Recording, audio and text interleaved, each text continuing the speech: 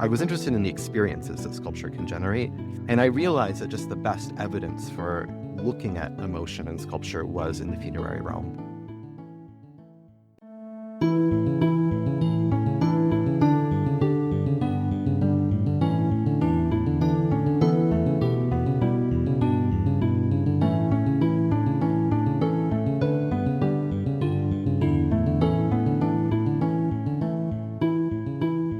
Welcome to Lesche, a podcast on new ideas in ancient Greek studies. I'm your host, Johanna Henning, and I'm a classicist at Brown University.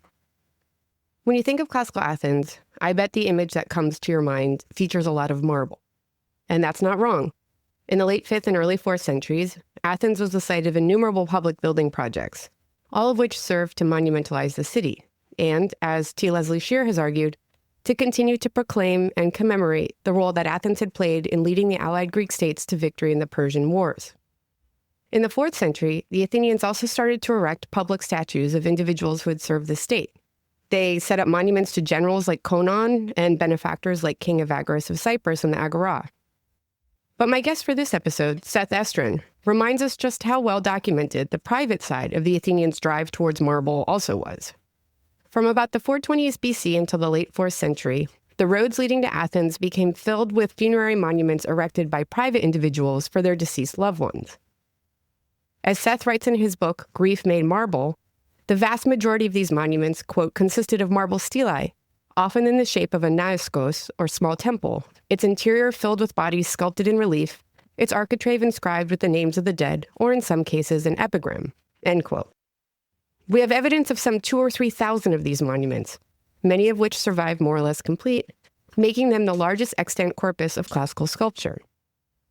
What sets apart Seth's work on these marbles is his focus on what he calls the emotional conditions of beholding these sculptures. In one particularly striking passage of his book, he imagines the experience of walking down the ancient so-called Street of the Tombs, and he reflects on what the aggregate effect of so many similar-looking funerary monuments might have been. The result, he writes, is not a unified function for the funerary monument, but rather a dense pileup of personal traumas strung together through forms that embed grief in their very material configuration. The nature of academia, and the field of classics in particular, is that expertise often gets carved up in strange ways. And something that really strikes me about Seth's work is how well it serves as a reminder that history, art, and literature cannot be disentangled from each other. I work primarily on later classical Athens, the Athens of the 4th century BCE, and was deeply struck by how much Seth's account of this corpus adds to the picture of the city that classicists tend to reconstruct just on the basis of inscriptions and literature. The grave monuments make for material close to my heart in several ways, and I really enjoyed and learned a great deal from the conversation. I hope you do too. Seth Estrin is an assistant professor in the Department of History of Art and Architecture at Harvard University, where he specializes in the art, archaeology, and visual culture of ancient Greece. His scholarship and teaching explore the lived experience of art objects, their sensuous properties, their entanglement with felt experiences, and their place in shaping intersubjective encounters and personal histories. His work foregrounds interconnections across subfields of classics, including those between archaeological, literary, and epigraphical sources.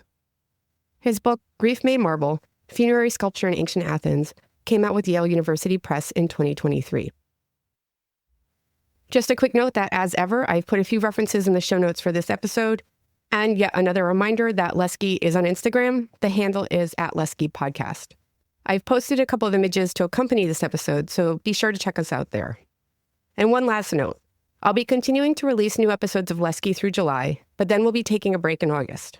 Lesche will be back for its second season on September 3rd, and I've already got some great topics and guests lined up for you. But for now, I'd like to welcome into the Lesche Seth Estrin. The next voice you'll be hearing is his.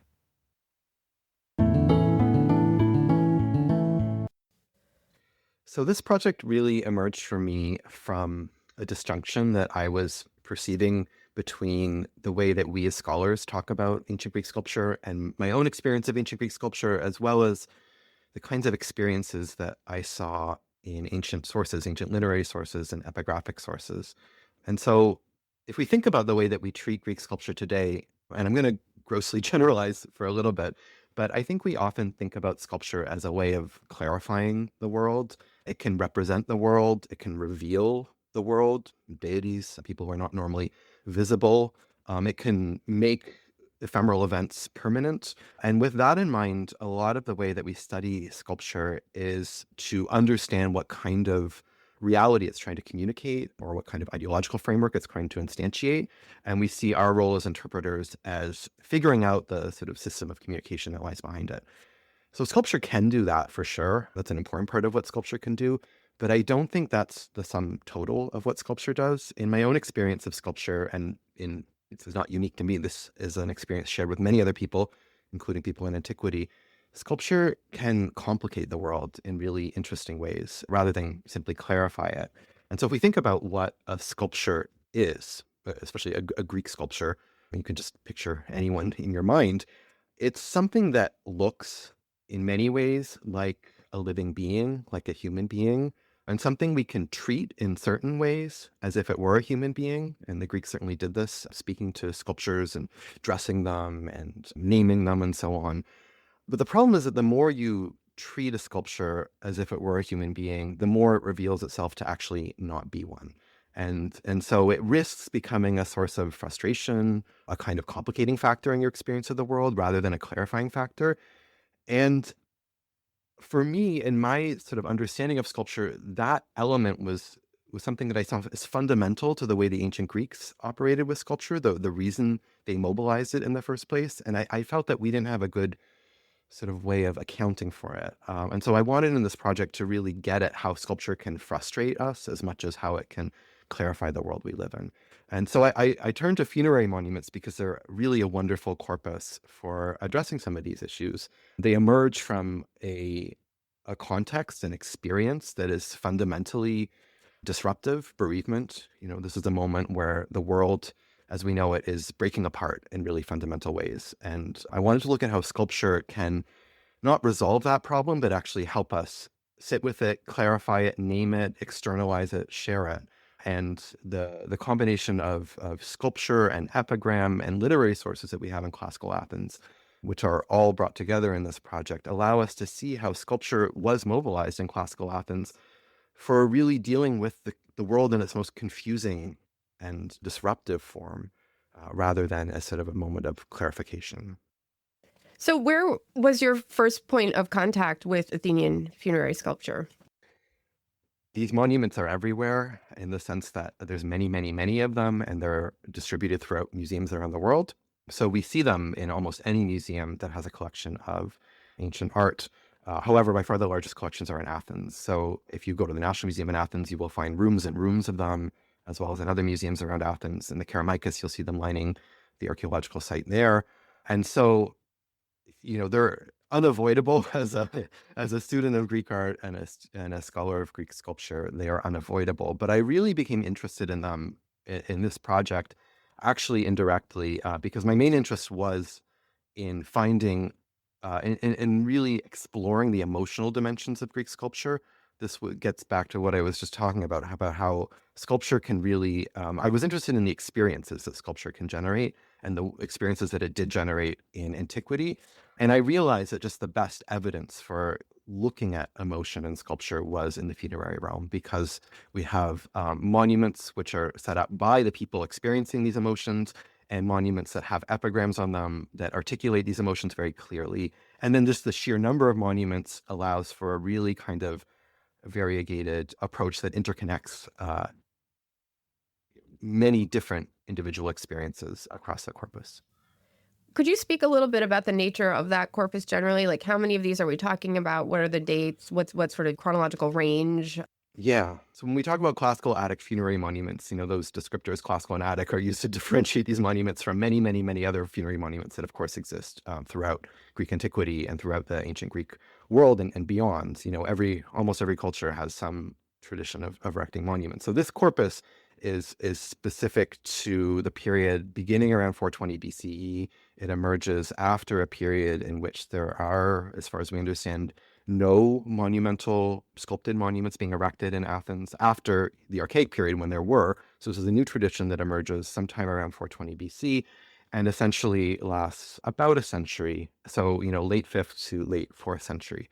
And the corpus consists of thousands of monuments. It's impossible to put a precise number on them People have offered numbers, but it really depends how you count them. Do you count every little fragment? Do you count monuments that only have figurative sculpture? Or do you count, bits that are sort of architectural in nature? So at least 3,000, maybe 4,000, maybe more than that if you include non-figurative but still sculpted monuments. So if you think about that number, we tend to estimate that less than 1% of any given corpus survives today. So let's just say, for the sake of argument, we're dealing with 1% of the corpus, which might be an overstatement of what's existed.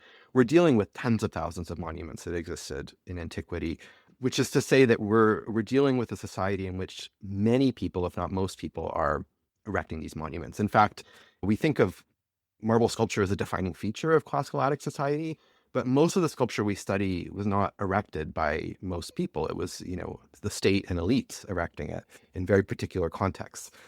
Funerary monuments are the one category of sculpture that it seems most people would invest in. So for me, that was really a compelling starting point, is why, if a given person in ancient Athens, in classical Athens, is going to invest in only one sculpture in the course of their lifetime, why would it be a funerary monument? So what was it about this period, do you think? I mean, what was it about the Peloponnesian War, let's say, to the fall of Athens to Macedon that provided the right circumstances for this particular efflorescence? Yeah, that's a good question. And it's a really difficult question to answer. It's really tricky to try to connect these monuments in granular terms with what's going on historically in Athens. People have obviously tried to do this, and often it's connected to legislation that is imagined as existing, that's sort of sumptuary laws that are controlling who gets to erect monuments and so on. A lot of our evidence for that is really sketchy and incomplete, and the literary sources often just don't gel properly with the archaeological evidence. So I think it's better to speak in more general terms and to say that we're dealing with a society and a world that is extremely hierarchical. We're dealing with a state that is, throughout the 5th and 4th centuries, is constantly defining itself and redefining itself and imposing or reimagining ideological constructions in all kinds of cultural venues that not every state does. Almost every aspect of classical Athens is ripe for sort of ideological formation. And I think this has to be the context in which we understand funerary monuments. It's not simply individuals expressing their grief. It's people living within this deeply hierarchical, deeply politicized, deeply ideological state, reimagining their grief in terms that are made available to them, but then they take on themselves when they erect these monuments. Well, it seems too that in this period, there was just like this incredible amount of stone going up in Athens. I mean, between the building programs and are there other trends in, say, public statuary that can be in any way pegged to this period, or that maybe offers some further context for the boom in the funerary sculpture?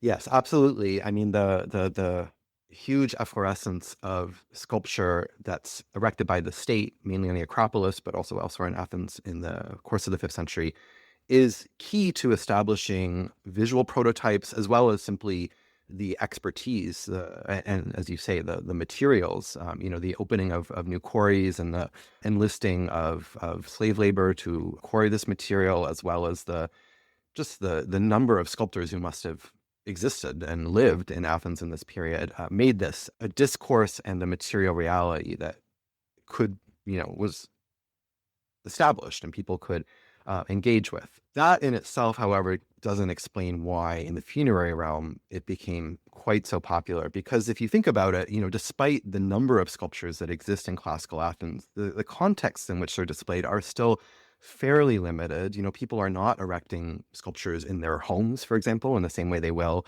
in the Hellenistic and especially the Roman periods. It's largely limited to sanctuaries, certain kinds of public spaces, and then the funerary realm. So in terms of where everyday people are going to control sculpture, even though they're experiencing it in all these sort of state-sponsored venues, on a personal level, the funerary site is relatively unique. And it's there are other sculptural traditions throughout the Greek world at this time for funerary monuments, but the one in Athens is on a scale that is unmatched. So it really is an Athenian phenomenon.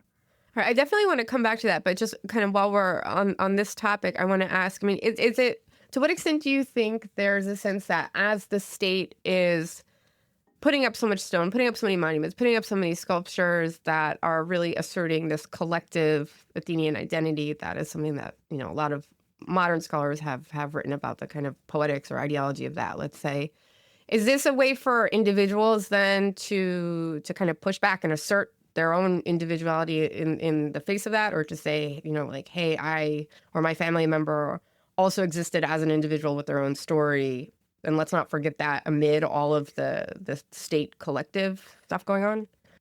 Yeah, so this is the question that people have really pursued in relationship to the burials of the war dead in classical Athens, and the sort of politicization of deaths on behalf of the city that are then, you know, the burial takes place under the auspices of the city and in monuments that are erected by the city, of course, with the funeral orations and all the pageantry that goes along with that.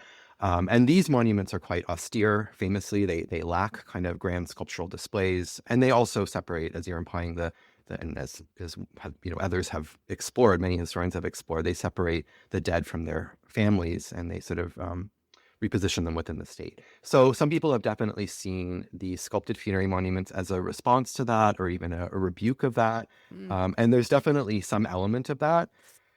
In my own work, I really wanted to get back to the core experience of erecting a funerary monument, which is very individual. It starts from a personal experience of grief. It's never originating as a political statement. Of course, it Right. can acquire political dimensions, but I wanted to sort of foreground bereavement, which I think has actually been lost in a lot of scholarship on these monuments. Really, the reason why you erect a monument is not to rebuke the state. It's because someone you love has died. And maybe in the process of figuring out how you're going to communicate that grief and how you're going to commemorate the dead, you draw on paradigms that are available to you, and maybe you even contest them in certain ways. And we do see that, I think, in the Kerameikos. So something I write about in the first couple of chapters of the book.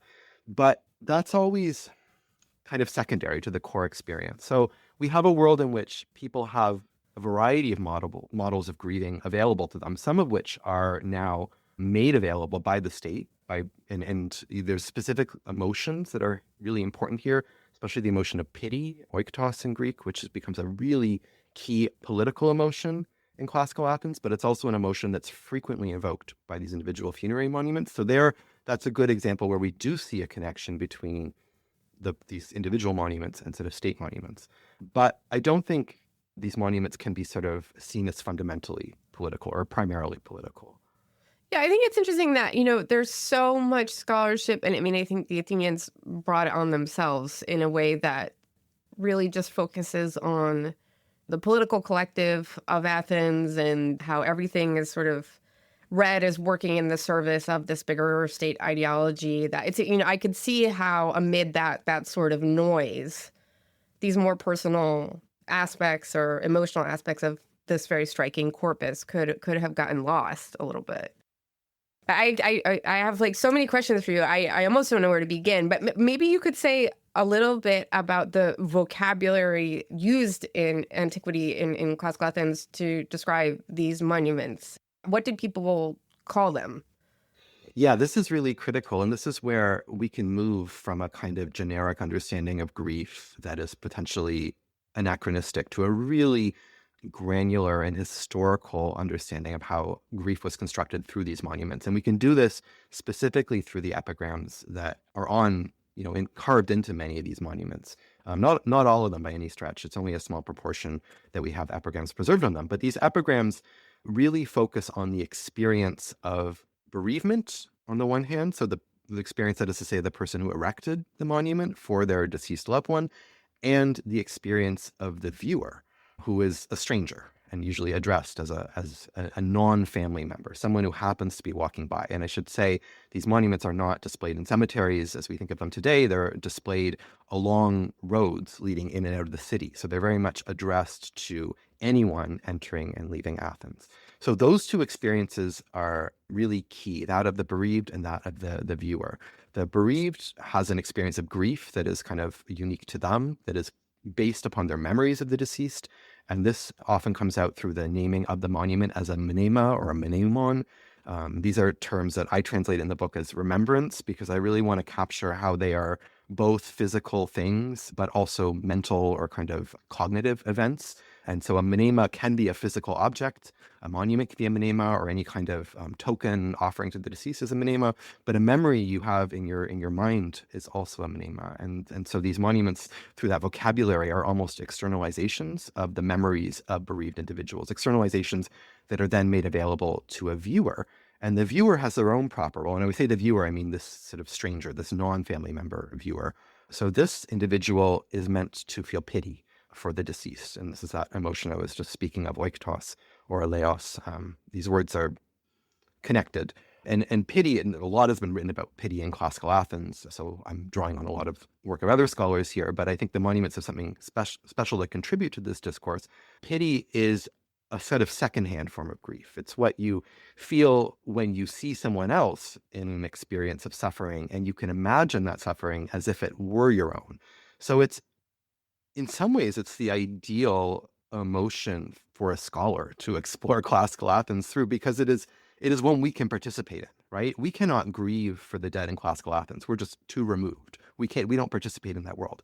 But pity is specifically designed for someone who is just outside of that world, but still able to place themselves in it through a kind of discursive exercise. And for me, isolating pity as the goal of these monuments, that these monuments are designed to induce pity, it gives us, me as a writer, you as a reader, and us as viewers today of these monuments, our own place in this world. We're not just sort of outside observers, but we can actually participate in them and really rely on our own experiences because they ask us to do that, right? So that vocabulary, that combination of grief, of pity, as well as all this vocabulary around memory. And there's other terms that, we could talk about. Sema is another really important term. Sema is another word for funerary monument, but it also means sign or indication, and is a really fascinating term for thinking about the interpretive act of looking at a funerary monument. But all of these words, I think, if I can sort of summarize what they do, is they put the burden on the viewer to do a lot of the interpretive labor and emotional labor of understanding the monuments. They don't define what a monument is. They tell you how to look at it and how to engage with it. And in so doing, they shape your own emotional experience. They shape who you are. And that's, I think, what these monuments were fundamentally designed to do.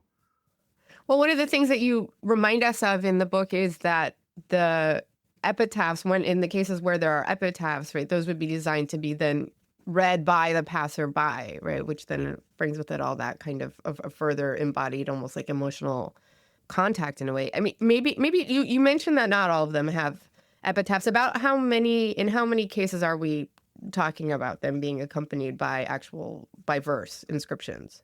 Yeah, so it is a small corpus. We have around 70, and this is again out of 3,000 to 4,000 that survive, where we have both the relief sculpture and the epitaph, the verse inscription together. So that is a small proportion. However, there's just so many reasons that these haven't survived together in most cases. That is to say, we have many more inscriptions that lack sculpture and many more sculptures that lack inscriptions, even though we know they must have been accompanied by the other.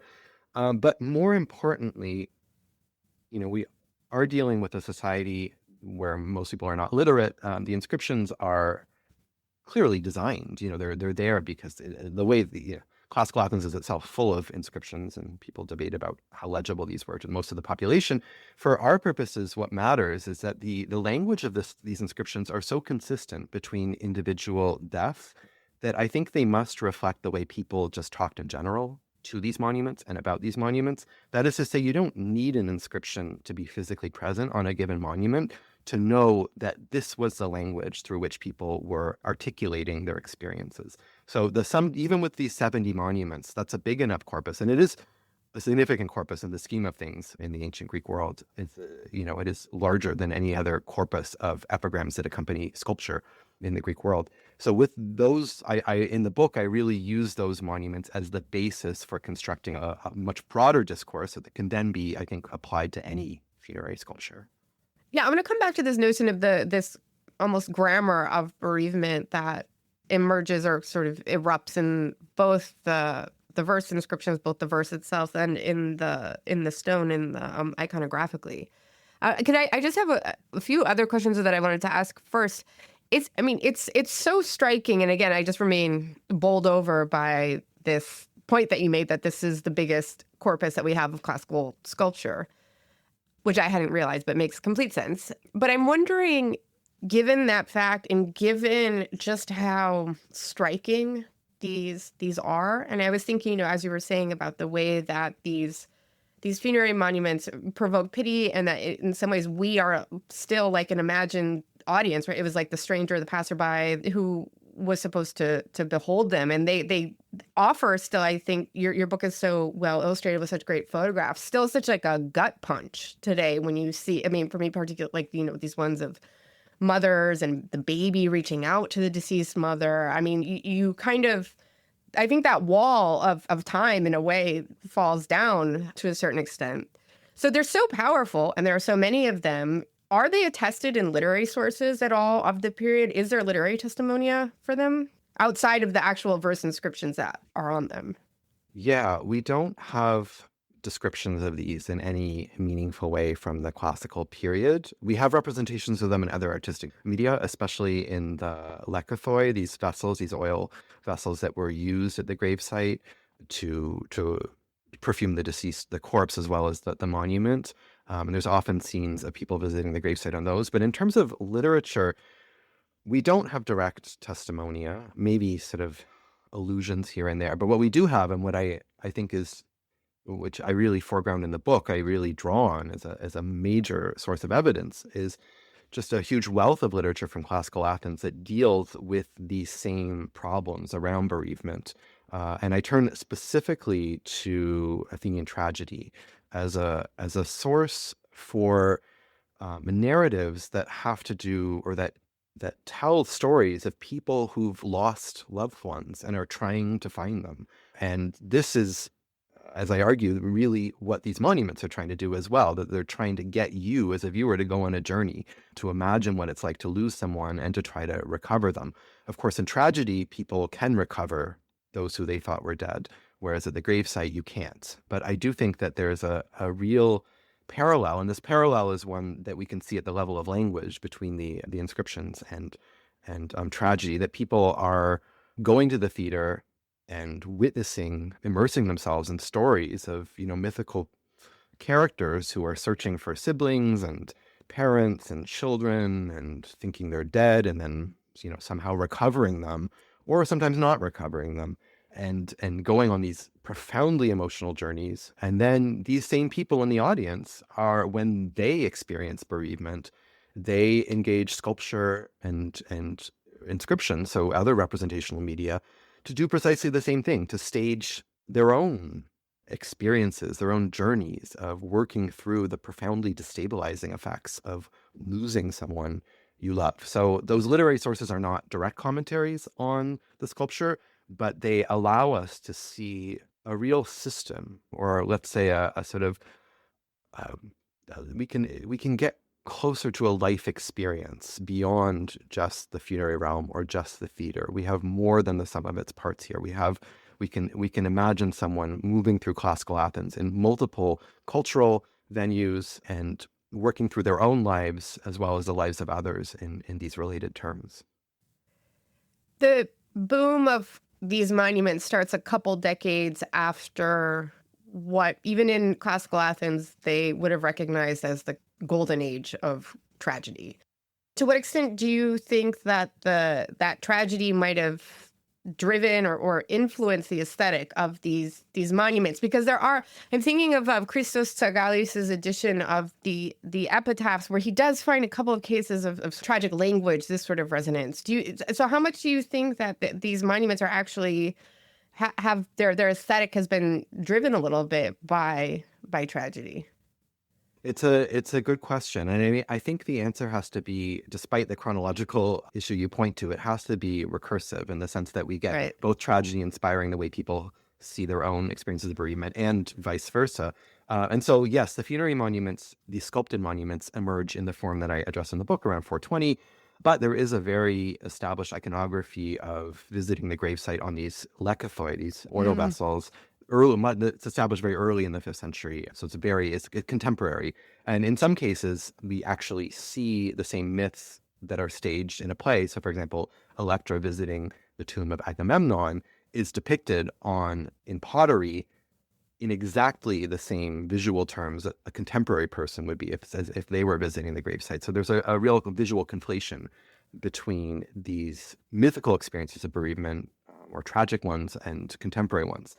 On the other hand, it should be mentioned that these funerary monuments are not mythological in their iconographic content. They don't, this is very different, for example, from the tradition of Roman sarcophagi that emerged many centuries later, where the dominant iconographic themes are myths, right? But very specific myths, like where you get like Alcestis all the time, right? Exactly. And then people are processing their death through that myth. That's not what's happening in classical Athens. But at the same time, the sculpture it lacks specificity to a degree that it can really pivot, I think, visually between a contemporary individual and, there's allusions, let's say, visual allusions to, Demeter mourning Persephone in a lot of monuments of a woman mourning her child. And that's, I think, very intentional.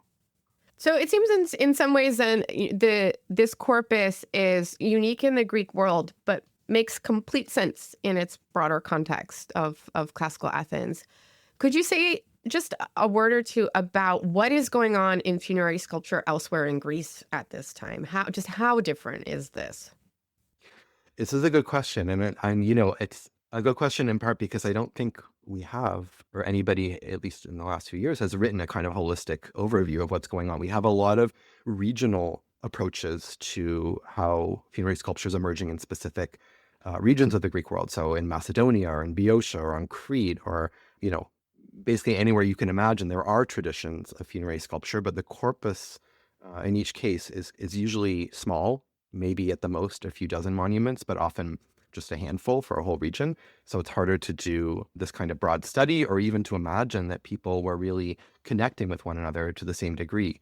Another problem, not a problem, but another feature of these other corpora is that there's debates, let's say, among scholars as to what degree they're being influenced by Athenian models or even being produced by sculptors trained in Athens or, who have previously carved monuments in Athens, because we do see in each of these contexts some elements of iconography that seems distinctly Athenian, but then we often see other iconographic features that are local.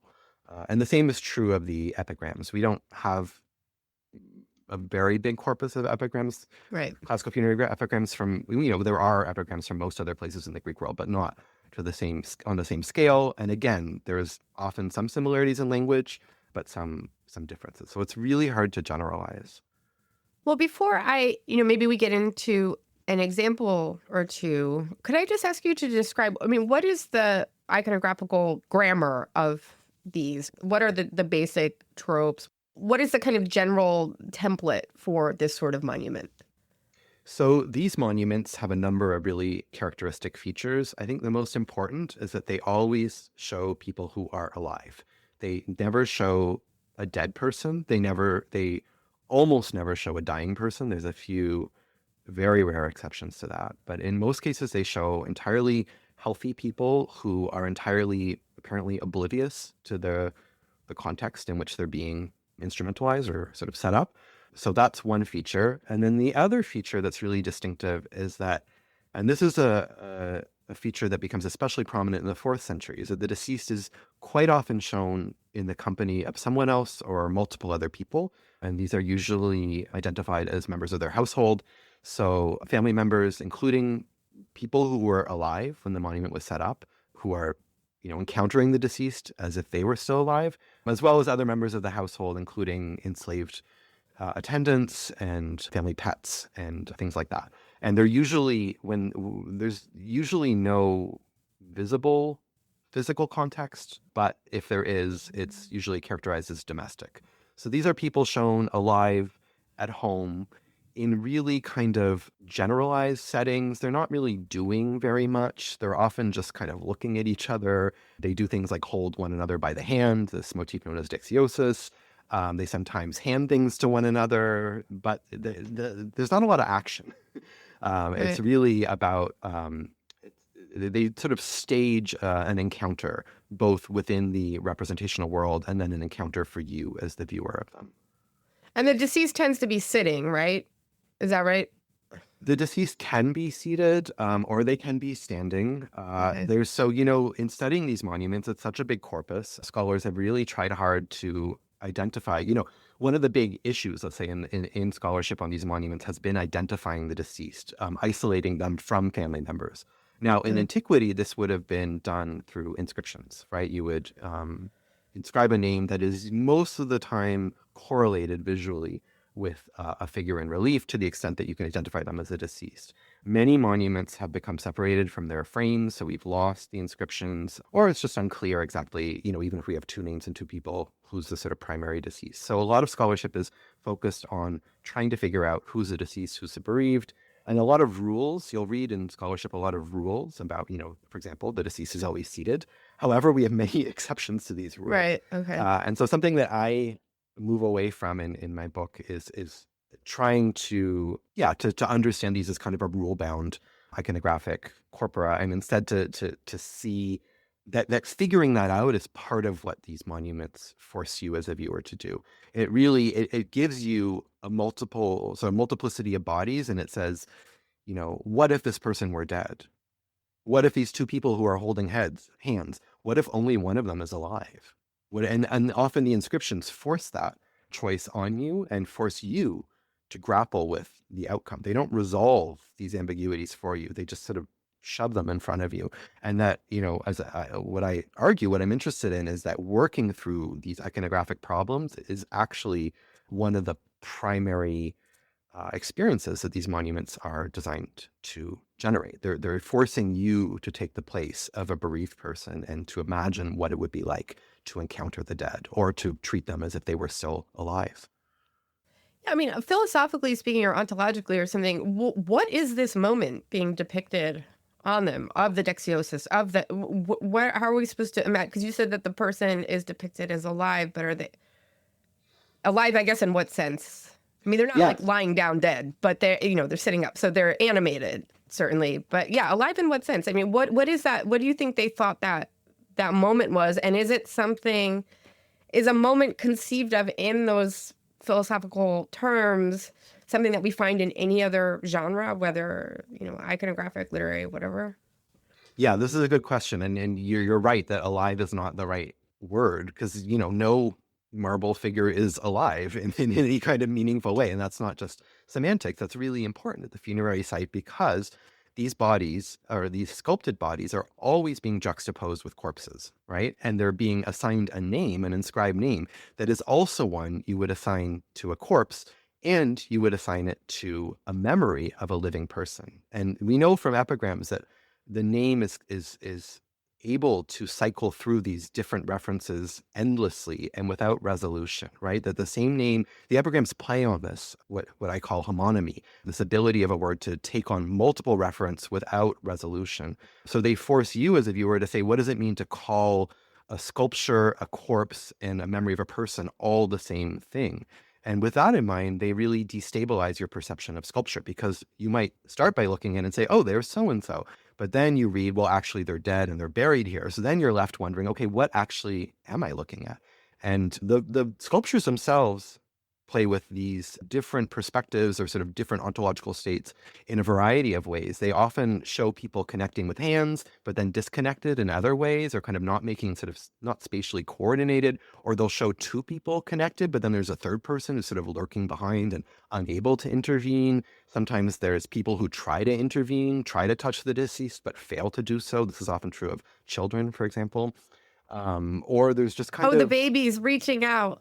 It's terrible. They're terrible. Yeah, no, it's they're so sad. Yeah. Yeah, it's this really sort of pathetic, moving depiction of what it means to mistake an image for a person, right? And these are, of course, in the Greek world, really fundamental ways of conceptualizing how the dead exist, in the underworld. You think of all the stories in Greek literature of people, in the Odyssey or wherever else, people going to the underworld, encountering the dead, trying to touch them and failing to do so. Right. Or people, dreaming about the dead, Achilles and Patroclus, for instance, in the Iliad, and trying to reach out to them. That the fundamental rend between the visibility of the deceased and their ontological existence is key to how the Greeks thought about the dead existing in the first place. And sculpture is really good at materializing that because it provides you just that. It gives you the visual appearance of a person, but it refuses to give you their substance. Yeah, I mean, did you have that experience as you're like the more you kind of stared and thought about these things, the more it was just like your brain melted? I don't know how to put it. It just seems like they seem so conceptually complicated. Yeah, they are. I mean, that's why I like them so much. Yeah, Because yeah. they're so wonderful to think with. They sort of work on so many different levels. And they're not just complicated, but that complication is key to establishing a kind of emotional discourse. That, the complication is what allows them to work as means of dealing with grief and enacting pity. And so I find them, both profoundly moving in that sense, as you're kind of already suggesting, but at the same time, by analyzing those complications, you see just how constructed they are, how manipulative they are, how much they force you to grieve for someone who you might not otherwise grieve. And that is also really important. One thing that I really didn't want to do with these monuments is just sort of say, oh, they're so beautiful and, they show that the Greeks were inherently empathetic to one another, because that's not at all the case, right? We're dealing with a really hierarchical society in which some people's deaths matter and other people's don't. And these monuments are a prime kind of mechanism for arbitrating whose death, whose grief actually counts and whose grief doesn't count. And so, in a chapter on slavery and depictions of enslaved people in these monuments, that really comes to the fore, that these monuments are not just giving you this kind of natural empathy that the classical Athenians had towards one another. They're constructing grief and pity at the expense of other people's lives. They're denying these same experiences to a large swath of the population precisely in order to grant it to one group. Yeah, maybe you could say a little bit more about that chapter, which I was just going to ask you about, given the direction you were going. I mean, how do representations of the enslaved intersect with these monuments? Yeah, so one of the sort of most puzzling aspects iconographically of these monuments is that there are enslaved people so frequently depicted on them. We don't see this population that much in Athenian art. We do in, some votive reliefs and a few limited other contexts, but they're everywhere on funerary monuments. They're often the only other person besides the deceased on a funerary monument. And that's really strange in terms of it's not in the sense that it doesn't represent the status that they had in Athens, or the importance that they held at the gravesite, or in terms of funerary rites. So people have really puzzled over why they're so frequently included. To sort of address this question in a new way, I really wanted to delve into the role that slavery played in classical Athens in constructing a sense of self, that it kind of provided a negative foil to understanding how one could become, a full member of Athenian society. An enslaved person is someone who has been denied all those kinds of opportunities. And so the funerary monument, by showing us, let's say, a deceased individual alongside an enslaved attendant, gives us two polarities, right? It gives us one life that we're meant to care about, that we're meant to feel pity for, and another life that we're meant to discard to the degree that the monument does not name this individual. So, it'll give us two figures, but only one name. And it will force you as a viewer to say, who am I going to name? Who am I going to grieve? And who am I not even going to think about, right? So it's constructing grief at the expense of someone else's life. And in a society like classical Athens, this is, where slavery is, potentially anybody could become enslaved depending on their circumstances. This is a real system, right? It's not just a separation of two different populations. It's a system in which some people are, you need a monument, let's say, to avoid the fate of slavery in a sort of a rhetorical sense. Well, because of course the question is that if you really don't care, why depict them at all, right? But then this sort of bringing them into the frame is asking you to actively discard and not care, and that's an important part of that process, which is really chilling. Yeah, it is chilling, and I think it's a useful reminder to us that these people are not, like us, or at least we don't want to be like them, because I think the danger of working on emotion or working on grief in the ancient world is that we become too familiar, that it seems, these beautiful reliefs of babies reaching out to their mother. I mean, these seem timeless in a way. We see a kind of emotional experience that we can easily assimilate with our own, or we can really feel, I think on our own terms, pity for these individuals. But then we encounter these monuments, or even sometimes the same monuments, that foreground slavery. And I hope it's alienating. I mean, it is alienating.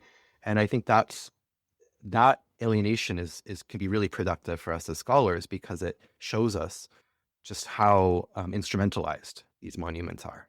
But it's also so telling, I think, because, of why these kinds of funerary monuments were so much a part of like the plantation aesthetics during the Greek revival in the United States. I mean, you see these things in the South where, you get that same kind of grammar of, and it is, just really, the kind of work that the representation is asking you to do is really disturbing.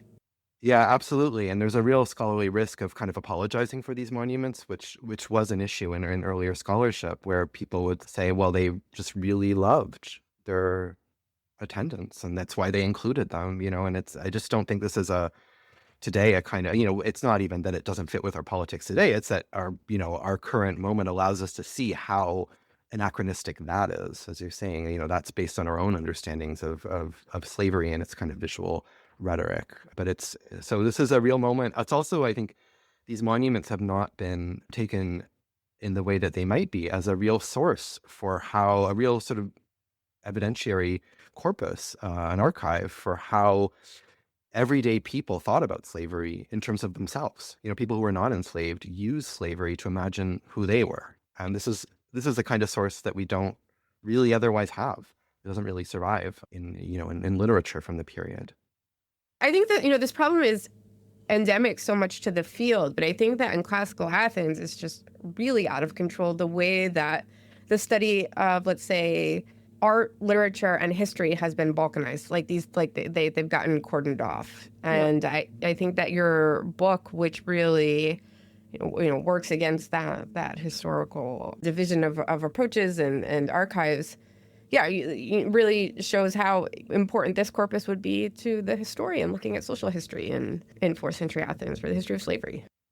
Absolutely. Yeah. I mean, I really, people often sort of ask when you write a book on classical Athens, oh, yet another book on classical Athens. But we can do things there that we can't do anywhere else in the Greek world, simply because of the range of sources that we have and the variety of sources. So, this book, which, if we think of, it really has 3 different corpora that it brings together. So the sculptures, the verse inscriptions, and then the literary sources, tragedy and Aristotle and other kinds of sources.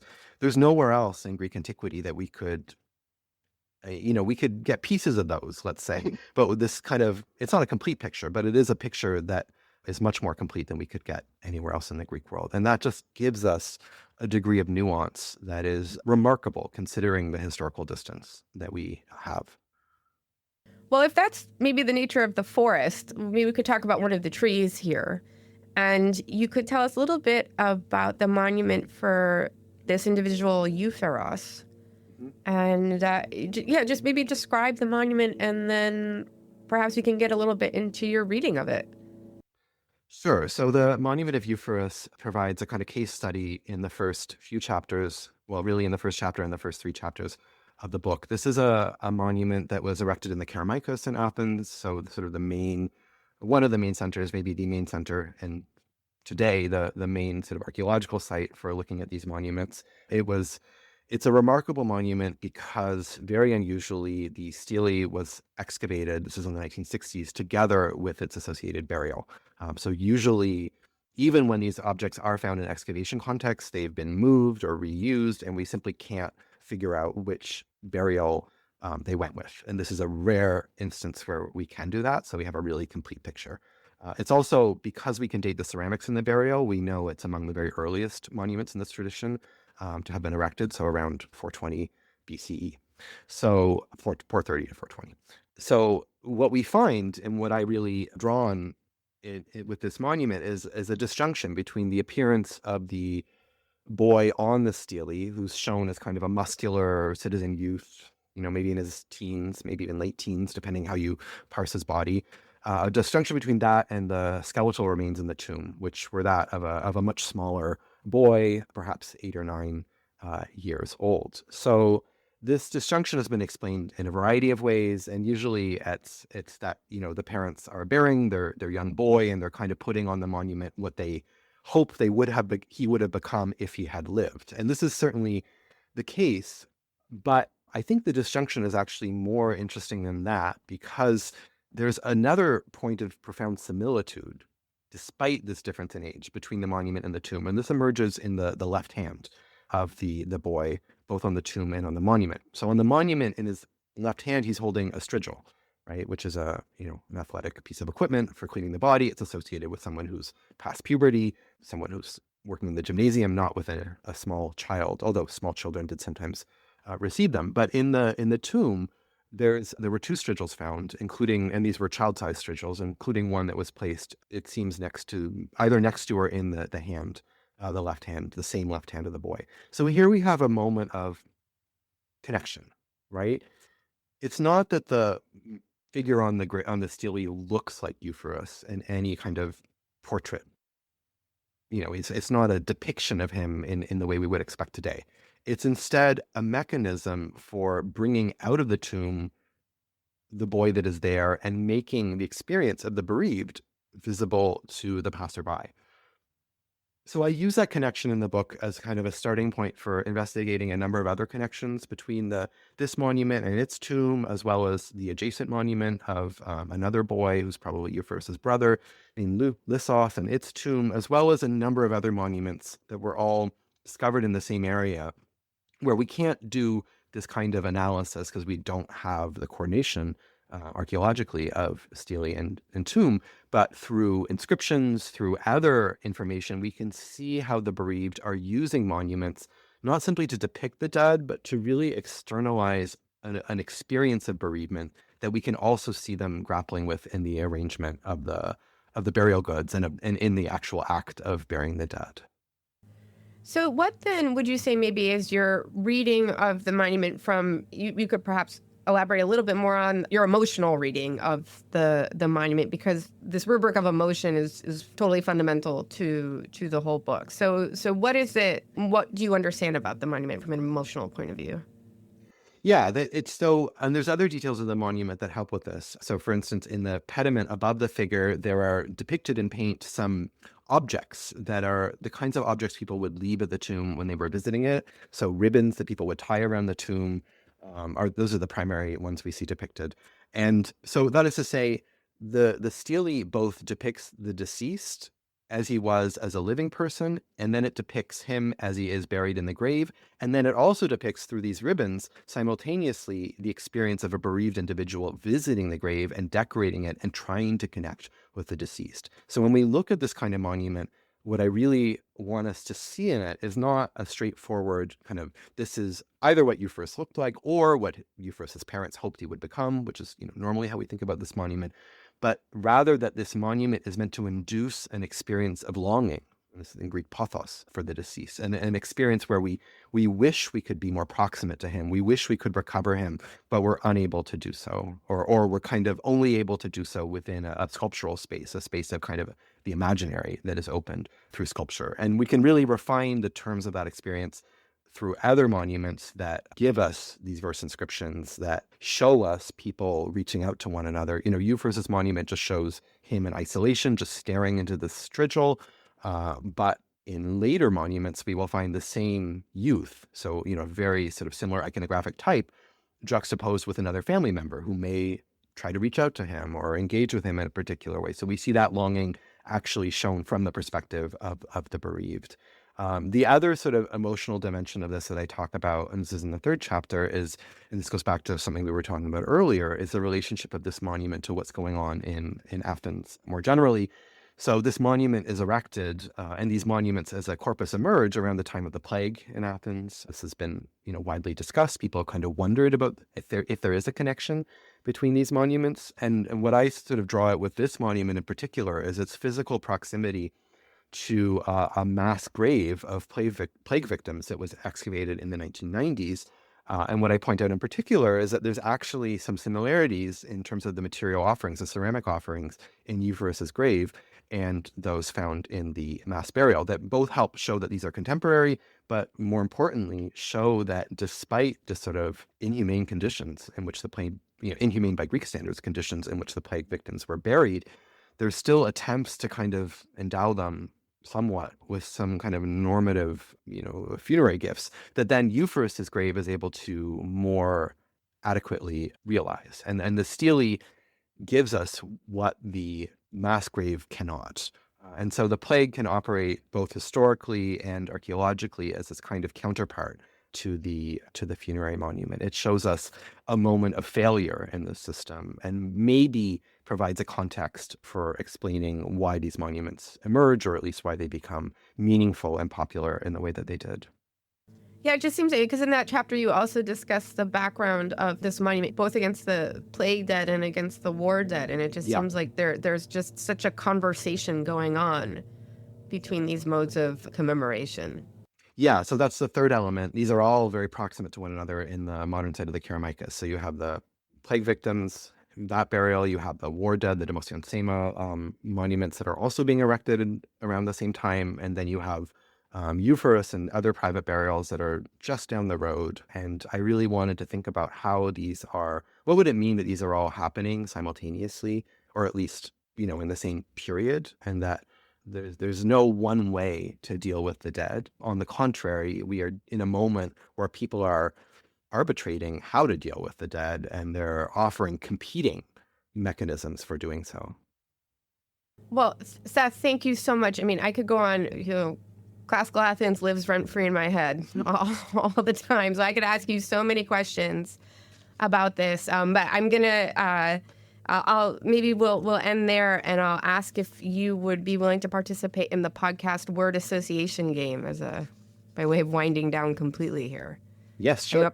Okay, great. All right. So I've got a few words, and I'm just going to ask you phrases to just tell me whatever comes to mind first. Don't overthink it. So we'll start first with Euphorus. The disjunction of grief, I think, is there, the sort of disjunction between what we see and what we remember. Okay, how about dexiosis? Dexiosis. Connection. Meaningful connection. Keramikos.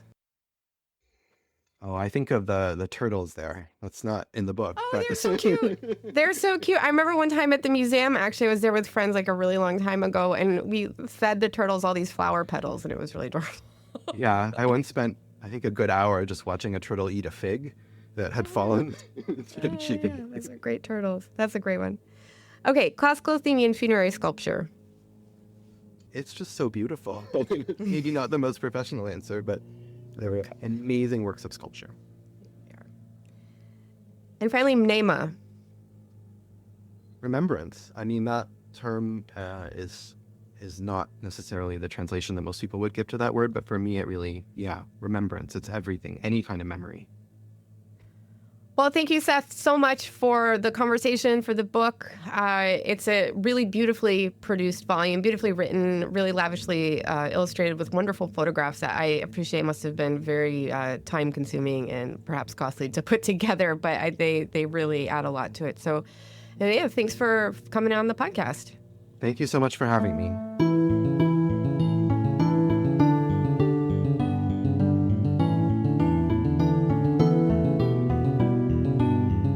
Thank you for joining us for this episode of the Lesche podcast. And special thanks for their support of the podcast to the Brown University Department of Classics and the John Nicholas Brown Center for Advanced Study. Don't forget to subscribe to the podcast so you never miss an episode. And we'd be grateful if you'd take a moment to rate the podcast and leave a review. It will help other listeners to find us. We look forward to you joining us again soon here in the Lesche.